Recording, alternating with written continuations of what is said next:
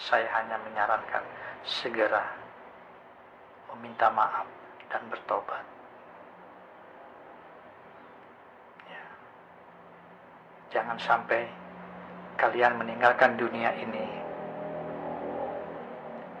meninggal dosa kepada orang lain, dan orang itu yang belum bisa memaafkan kalian. Naudzubillah min dzalik. Allah punya banyak cara untuk menegur kita. Kalau kalian masih malu untuk meminta maaf kepada orang yang kau jolimi, saya siap sebagai mediasi. Saya siap sebagai perantaranya.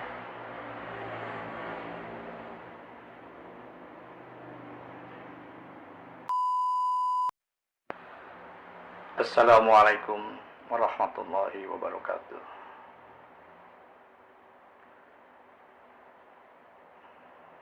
Khususan kaum muslimin,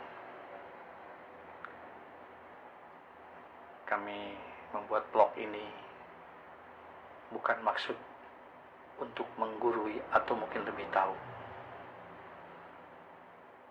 Tapi beberapa tahun belakangan ini, fenomena ini kami melihat seperti gunung es, perlahan dia mencair.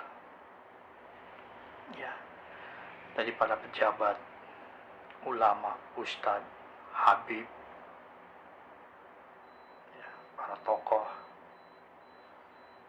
tanpa disadari, karena bagi Allah tidak ada kata kebetulan.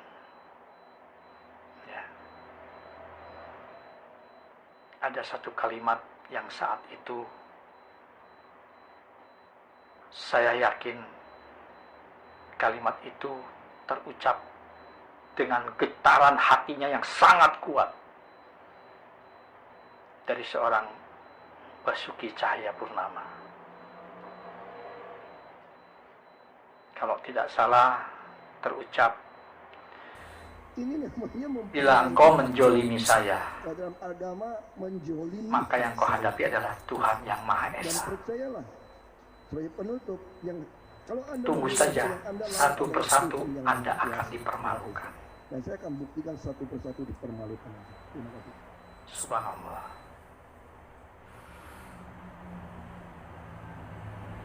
Tanpa disadari, satu persatu Allah telah melujutinya. Ya. Dari bupati, wali kota, gubernur yang ikut turun ke jalan. Saya saat itu pribadi sebagai muslim, saya melihat ini adalah penjoliman, ini adalah tekanan politik. Ya. Seharusnya kan diminta untuk tabayun.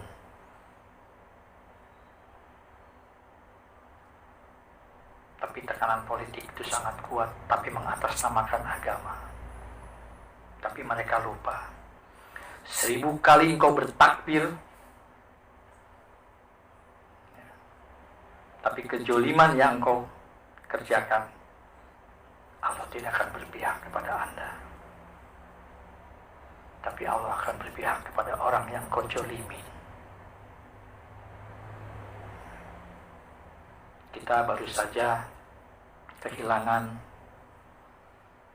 ya menurut saya ustadz fenomenal lah. Ya, kalau setiap ceramahnya, tausiahnya kami tidak banyak mendengar tentang apa hadisnya, apa firmannya, yang ada hanya kebencian dan kebencian.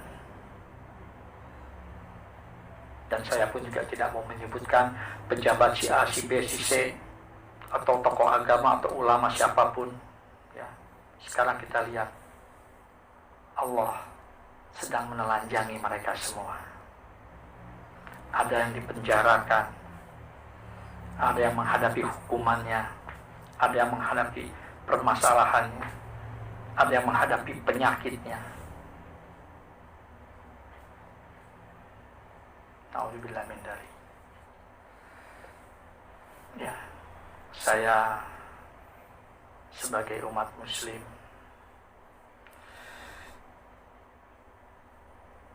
bagi ulama-ulama kami, sesepuh-sesepuh kami yang mungkin karena sifat kesombongannya, sifat keras kepalanya,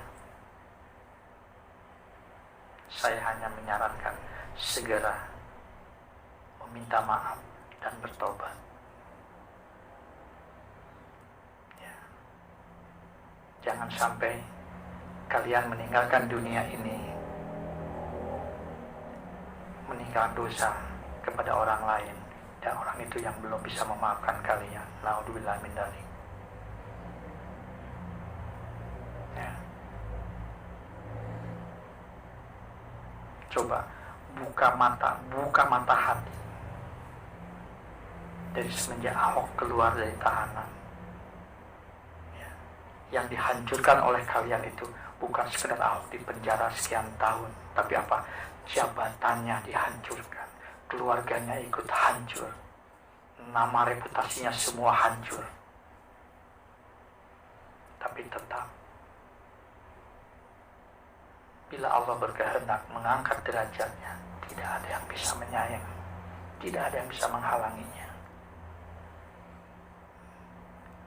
Ya, sekarang ada yang selama ini sangat kuat menggiring opini seolah-olah Ahok itulah penista agama. Menurut saya pribadi tidak. Kenapa saya katakan tidak?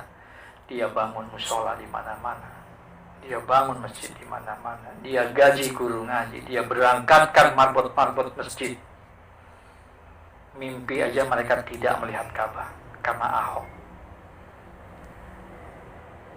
Mereka bisa melihat Baitullah.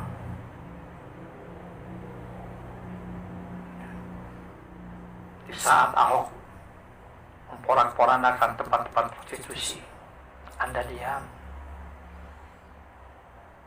Di saat Ahok menutup tempat-tempat hiburan yang tempat peredaran narkotika, Anda diam.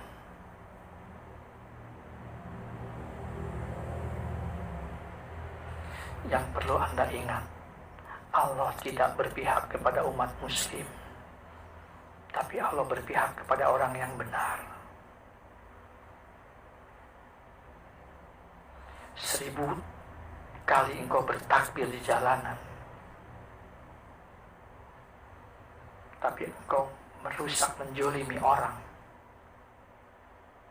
Sumpah serapah kalian itu adalah doa bagi kalian sendiri. Saya tidak mau menyebut nama. Sekarang ada orang yang sumpah serapah di dalam mimbarnya. Sekarang dia sedang menuai.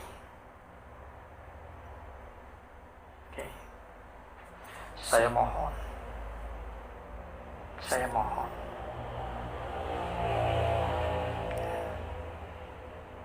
Allah punya banyak cara untuk menegur kita.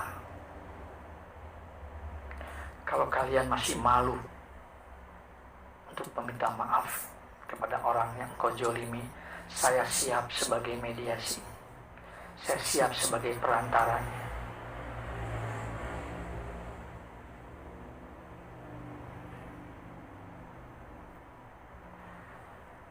Anda membuat suatu paguyuban 212 bukan kebetulan. Allah sudah menulis surat 2 ayat 12. Sesungguhnya engkau tanpa disadari, sesungguhnya engkaulah yang merusak. Tidak ada kata kebetulan bagi Allah. Tidak ada kata kebetulan bagi Allah. Semua sudah Allah rencanakan. Ya. Sebelum ajal menjemputmu, segeralah bertobat dan minta maaflah kepada orang yang selama ini telah engkau jolimi. Wassalamualaikum warahmatullahi wabarakatuh. Bukan memilih saya juga bilang sama orang gereja saya, kalau kalian memilih saya karena Kristen, bodoh kalian. Kenapa? Kalau saya korup, kalau saya tidak betul, akan mempermalukan nama gereja dan nama Kristen. Jadi kalau saya tidak betul, jangan pilih saya. Itu lebih penting orang Jakarta tahu. Kalau kamu pilih orang karena seagama, sekeyakinan, hati-hati loh. Kalau yang pilih korup, tidak bekerja, itu akan merusak nama agama Anda. Itu perlu ditangani.